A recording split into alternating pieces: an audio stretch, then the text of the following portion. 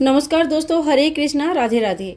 होली के बाद बासोड़ा पूजा जाता है। बासोड़ा कहीं कहीं होली के बाद पहले सोमवार को, शुक्रवार को पूजा जाता है, या होली के बाद आने वाली सप्तमी या अष्टमी के दिन शीतला सप्तमी, शीतला अष्टमी तथा बासोड़ा पूजन किया जाता है।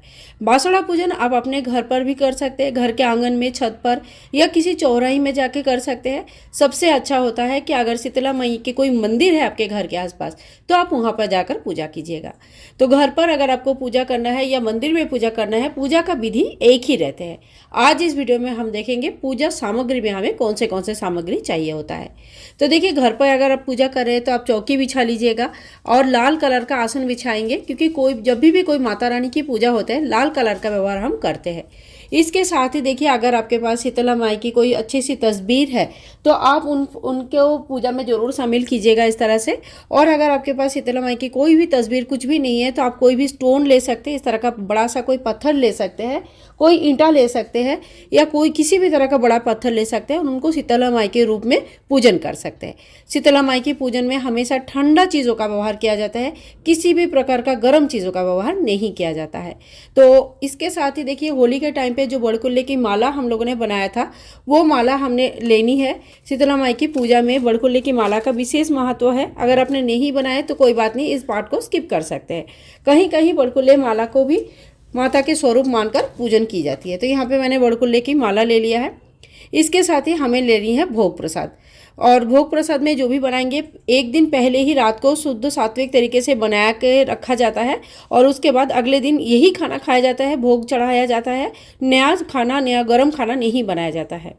तो भोग प्रसाद में देखो, बहुत जगह पे इस तरह का आटे का मीठा पुए बनाया जाता है, कहीं मीठा पूरी बनाया जाता है और दही चावल रखा जाता है, या चावल को गुड़ के साथ बना के गुड़ की चावल भी रखा जाता है। तो यहाँ पे मैंने गुड़ की चावल बना लिया।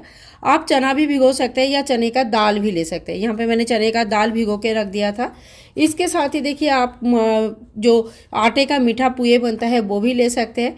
और इस पूजा में दही जो है कंपलसरी होती है, दही हमें जरूर लेनी होती है।